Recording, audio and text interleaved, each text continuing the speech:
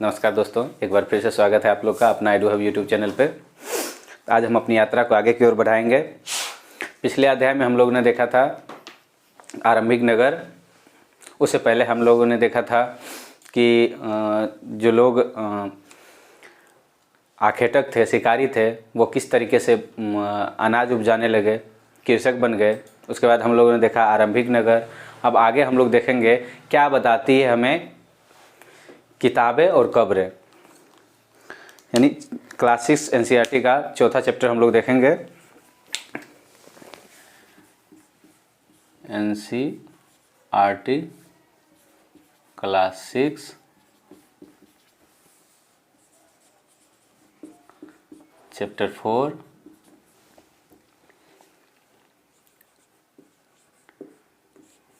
क्या बताती है हमें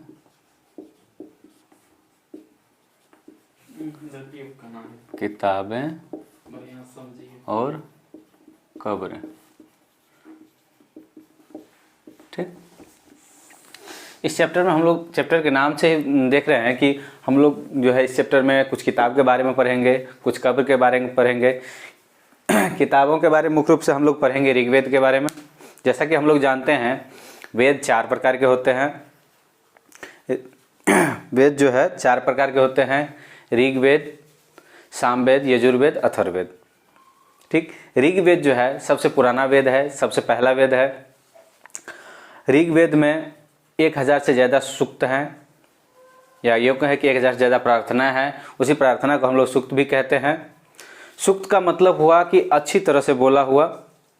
ये ऋग्वेद जो है काफ़ी दिनों से एक दूसरे से वाद संवाद के माध्यम से चलते आ रहा था। जो गुरुजी थे अपने शिष्यों को बोलकर समझाते थे। ये काफ़ी दिनों तक लिखा नहीं गया था। ठीक, इसमें क्या होता था कि ऋग्वेद में अधिकांशतः जो है वार्तालाप की चर्चा की हुई है। इस बुक में जब आप इस चैप्टर को पढ़िएगा तो देखिएगा उसमें एक जगह जो है सो 2 नदियों के साथ जो है विश्वामित्र, ऋषि विश्वामित्र के चर्चा को दिखाया गया है, जिसमें ऋषि विश्वामित्र कहीं दूर से जो है अपने रथ और गाड़ियों के साथ आते हैं और नदी पार करने की कोशिश करते हैं। नदी में ज़्यादा पानी रहता है तो वो उनसे आग्रह करते हैं कि कुछ देर के लिए उन्हें रास्ता दिया जाए, जिसमें वो जो है गाय का और घोड़ों का जिक्र करते हैं। तो कहीं ना कहीं ये कहा जाता है, इतिहासकारों का मानना है कि ये जो है ऐसे जगह पे इसकी रचना की गई होगी जहाँ पे ये नदियाँ बहती हो। ठीक, उसमें हम लोग देखेंगे इतिहासकार ये भी कहते हैं कि ऋषि लोग जो है गाय और घोड़ों को उस समय ज़्यादा महत्व देते थे। तो आइए हम लोग स्टार्ट करें।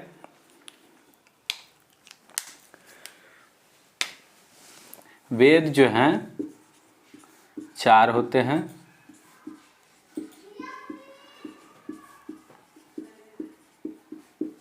ठीक है,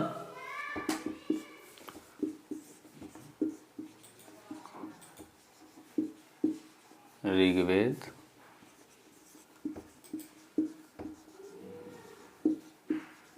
सामवेद, यजुर्वेद, अथर्ववेद।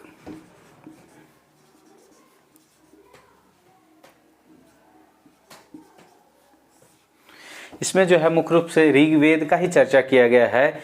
ये सब जो सबसे पुराना हमारा वेद है ऋग्वेद है।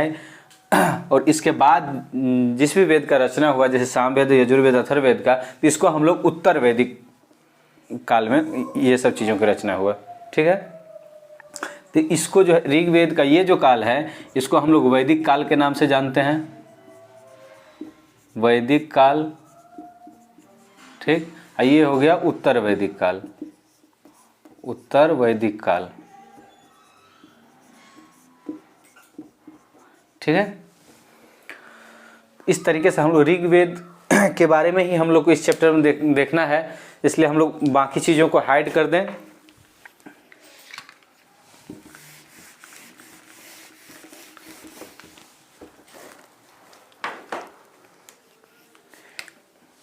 ऋग्वेद जो है प्राक संस्कृत या वैदिक संस्कृत में लिखा गया है। ठीक है, ऋग्वेद की भाषा क्या थी? प्राक संस्कृत या वैदिक संस्कृत।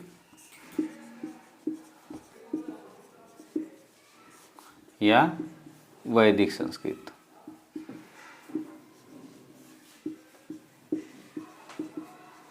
ये अभी जो हम लोग संस्कृत पढ़ते हैं उससे थोड़ा भिन्न है।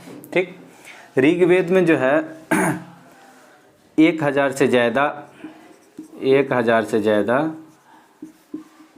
ज़्यादा सूक्त हैं।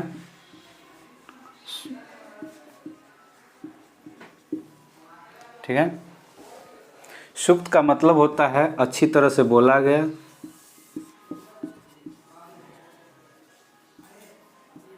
अच्छी तरह से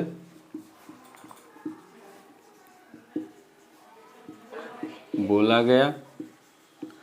हम लोग जो है अभी क्लास 6 का एनसीईआरटी पढ़ रहे हैं, तो क्लास 6 में जितनी बातें दी हुई है उन्हीं बातों को हम लोग देखेंगे। आगे हम लोग देखेंगे कि इसमें 10 मंडल होते थे, 10,600 मंत्र होते थे। इन सब चीज़ों को हम लोग आगे पढ़ेंगे, क्योंकि यहाँ जितना चीज़ों का जिक्र किया गया है उतना ही चीज़ को हम देखेंगे। आगे आगे जैसे जैसे हम लोग का ये आगे बढ़ते जाएंगे उसको विस्तार पूर्वक हम लोग पढ़ेंगे। जैसे इसमें हम लोग पहले सिर्फ जो फर्स्ट चैप्टर हम पढ़े थे उसमें हम लोगों ने देखा था, जहाँ पे हम लोग देखे थे देश का नाम, वहाँ पे देखे थे कि जो है ऋग्वेद में जो है अपने देश का नाम जो भारत है उसका भी चर्चा मिलता है। ठीक, तो इस तरीके से जैसे जैसे हम लोग आगे बढ़ेंगे इसको और विस्तृत रूप से पढ़ेंगे। ऋग्वेद में जो है लोगों का वर्गीकरण जो है उसके समाज के आधार पे, काम के आधार पे या रहने के जगह के आधार पे भी किया जाता था। मुख्य रूप से काम के आधार पे 2 तरह का वर्गीकरण किया गया, जिसमें एक को जो है पुरोहित कहते हैं और दूसरे को राजा कहते हैं। ठीक, पहला जो है पुरोहित हो गया, दूसरा राजा। अब ये पुरोहित जो है ये पूजा पाठ करवाते थे, यज्ञ करवाते थे, संभवतः ये ब्राह्मण होते थे। और राजा जो है उस समय के राजा जो है ये अभी के राजा के जैसे नहीं होते थे। इसमें जिस राजा की चर्चा की गई है वो राजा जो है उनका सेना नहीं होता था, राजमहल नहीं होता था। ये एक सिंपल राजा होते थे जो युद्ध में कुशल रहते थे, बहादुर होते थे। इस सब टाइप के लोगों को राजा चुना जाता था।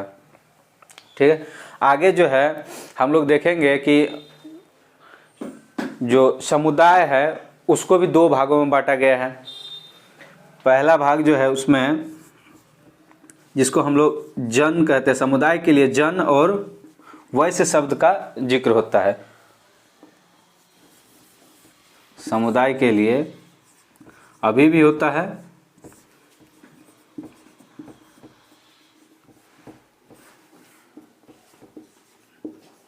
जन और वैश्य शब्द का, जन और विश्व शब्द का, विश्व का यही बाद में जाके वैश्य हो गया। ठीक, ये 2 शब्दों का प्रयोग होता है।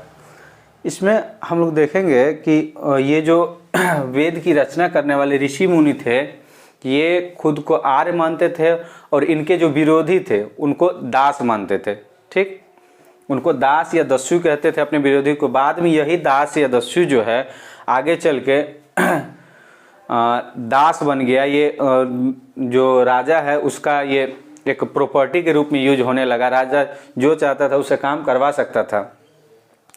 ठीक है, आगे हम लोग देखेंगे कि इसमें जो है ये ऋग्वेद की बातें हो गई। ऋग्वेद में जो है 3 देवता का चर्चा मिलता है, जिसमें आपको पहले हो गए अग्नि, इंद्र और सोम। ठीक, ये 3 देवता है। अग्नि जो है आग के देवता है, इंद्र जो हैं युद्ध के देवता हैं और सोम जो है एक पौधा है जिससे एक पेय पदार्थ निकलता है। उस समय के लोग कहते थे कि सोम रस पीते थे ऋषि मुनि वगैरह, ये एक तरह का मदिरा होता था। ठीक है, अब हम ये अग्नि जो है, अग्नि जो आग के देवता हैं, तो इसमें मुख्य रूप से ज़्यादातर हम लोग देखेंगे कि यज्ञ होता था। यज्ञ किसके लिए होता था? तो यज्ञ जो है ऋग्वेद में यज्ञ मवेशी के लिए भी किया जाता था, बच्चों के लिए भी किया जाता था, खासकर पुत्र की प्राप्ति के लिए यज्ञ किया जाता था। ठीक है। घोड़ों का प्रयोग युद्ध में रथ खींचने के लिए किया जाता था। युद्ध जो है कभी कभी मवेशी के लिए भी युद्ध किया जाता था। चारागाह वाले जो जगह है ज़मीन के लिए भी युद्ध होता था, जहाँ पे कम समय वाले फसल जो है आसानी से तैयार हो जाए, ऐसे जगह के लिए युद्ध किया जाता था। ठीक है। तो इन सब चीज़ों को हम लोग इसमें देखेंगे। ठीक। इसी में हम लोग एक एग्जाम्पल दिया गया है जिसमें दिखाया गया है कि जो है ऋषि विश्वामित्र और व्यास, दो नदियाँ व्यास और सतलज के बीच जो है वार्तालाप को दिखाया गया है। अब आगे हम लोग देखेंगे कि इसमें जो है कब्रें जो है वो कहाँ कहाँ है और उन कब्रों की क्या विशेषताएं हैं। ठीक है। आप लोग चाहें तो इसका स्क्रीनशॉट ले सकते हैं।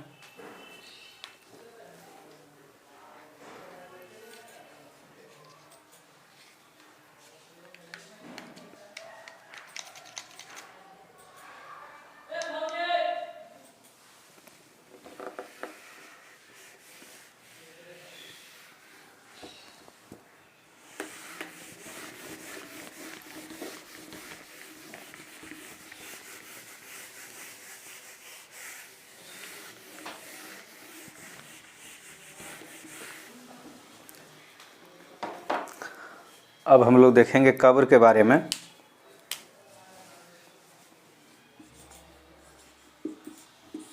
ठीक है। इसमें मुख्य रूप से महापाषाण कब्रों की चर्चा की गई है। महापाषाण, महा मतलब बड़ा, पाषाण मतलब पत्थर। बड़ा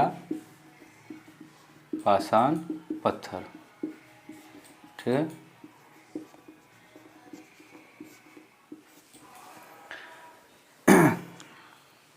महापाषाण कब्रों में क्या होता था कि लोगों के साथ जो है उनके खाने पीने का सामान या आभूषण वगैरह भी दफनाया जाता था, औजार भी दफनाया जाता था। ठीक है। तो और दफनाने के बाद क्या किया जाता था कि एक इंडिकेटर के रूप में बड़ा सा पत्थर वहाँ रख दिया जाता था, जिससे ये पता चलता था कि यहाँ पे कब्र है। तब इस सब जो महापाषाण कब्रें हैं इनका साक्ष्य जो है आपको दक्कन के क्षेत्र से मिला है, दक्षिण भारत से मिला है,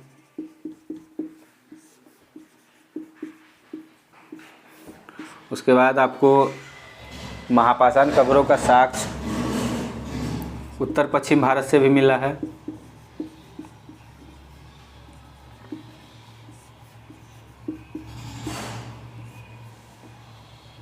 और कश्मीर से भी महापाषाण कब्रों के साक्ष्य मिले हैं।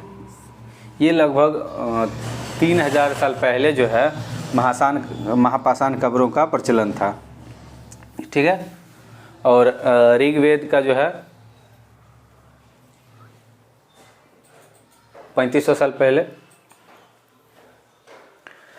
अब इसमें हम लोग देखेंगे महापाषाण कब्रों में कि ये तो हो गया कि यहाँ ये महापाषाण कब्रें देखने को मिला है इस क्षेत्र में। ठीक। अब और भी देखेंगे कि कहाँ कहाँ कब्रें मिला है। इसमें जो है कैसे हम लोग समझेंगे कि ये बड़े लोगों का कब्र है, ये गरीब लोगों का है, ये अमीर लोगों का है, ये शासक का है, या ये उनके अनुयायी का है। तो ये भेदभाव जो है हम लोग जब ब्रह्मगिरी का एक कब्र मिला है, ब्रह्मगिरी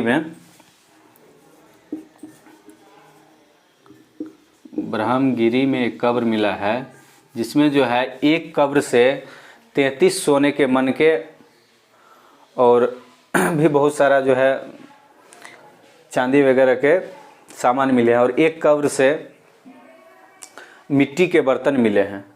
तो इससे लोग ये अंदाज़ा लगाते हैं या इतिहासकार ये मान के चलते हैं कि ये जो है किसी बड़े आदमी का जो है कब्र होगा।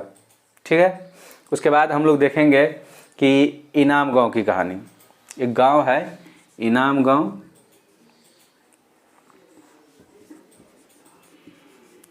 इनाम गांव। ये गांव जो है भीमा की सहायक नदी घोर नदी के पास है। भीमा की सहायक नदी घोर के पास स्थित है। ठीक है, इस गांव से जो है एक ऐसा कब्र मिला है, इस गांव मतलब इस गांव में जो भी कब्र मिले हैं उसमें जो है लोगों को उत्तर की ओर सिर करके दफनाया गया है। ठीक है, और एक ऐसा कब्र मिला है जिसमें जो है मिट्टी के 4 पैर वाले 5 कमरे वाले आंगन में मिट्टी के 4 पैर वाले संदूक में रख के उसको दफनाया गया है। संभवतः ये कहा जाता है कि वो किसी बड़े लोगों का कब्र था और जो शव है उसका पैर मुड़ा हुआ था। अब कहने का मतलब है कि क्या उस समय किसी व्यक्ति विशेष या परिवार विशेष का भी कब्र मिला है? हाँ, मिला है। एक जगह इस बुक में चर्चा किया गया है कि एक ही परिवार, एक ऐसा कब्र है जहाँ पे एक ही परिवार के लोग बार बार आके वहाँ दफनाया करते थे। उसमें जो है एक पोर्ट होल बनाया जाता था, रास्ता जिसमें आके और दोबारा आया जाता था, उसमें सबको दफन करके फिर बाहर लोग निकलते थे, उसको एक पत्थर के टीला से इंडिकेट कर दिया करते थे। इस तरीक़ा से हम लोगों ने देखा कि इसमें जो है हम लोगों ने ऋग्वेद के बारे में पढ़ा, महापाषाण कब्र के बारे में पढ़ा, ब्रह्मगिरी से जो कब्र मिला उनके बारे में पढ़ा। इनाम गांव कहाँ पे है? भीमा की सहायक नदी घोर के पास है। और इनाम गांव के जो कब्र हैं उसके बारे में पढ़ा। ठीक है, इसमें जो है एक जगह एक और पुस्तक का चर्चा किया गया है, चरक संहिता। ठीक, उसको भी हम लोग देखेंगे। उसमें ज़्यादा चर्चा नहीं किया गया, थोड़ा सा ही है, जिसमें ये दिखाया गया है कि लोग कैसे पहचानते होंगे कि ये स्त्री का कंकाल है या पुरुष का कंकाल है। क्योंकि उस समय जो है गहना, स्त्री भी जो आभूषण होते हैं उसका इस्तेमाल स्त्री भी किया करती थी और पुरुष भी किया करते थे। ठीक, अमूमन अगर देखा जाए तो दोनों को पहचानने में काफ़ी परेशानियां आती थी, लेकिन चरक संहिता के हिसाब से जो है स्त्री का जो कटी प्रदेश होता है, चूँकि स्त्री बच्चे को पैदा करती है तो स्त्री का जो कटी प्रदेश यानी कुल्हा होता है वो थोड़ा बड़ा होता है और पुरुष का छोटा होता है। इस तरीके से इतिहासकार डिफाइन करते हैं उसको। इस पुस्तक में चर्चा किया गया है कि चरक संहिता के हिसाब से मानव शरीर में 306 हड्डियाँ होती है, जो अभी के हिसाब से, जो अभी हम लोग पढ़ते हैं उसके हिसाब से बहुत ज़्यादा है। क्योंकि ऐसा माना जाता है कि वो जो हैं दांत को भी जोड़ लिए होंगे, जो कार्टिलेज है उनको भी ऐड कर लिए होंगे, इस तरीके से। तो ये सारी चर्चाएं इस बुक में हम लोगों ने देखी। धन्यवाद। फिर मिलेंगे आप लोग को अगले अध्याय के साथ।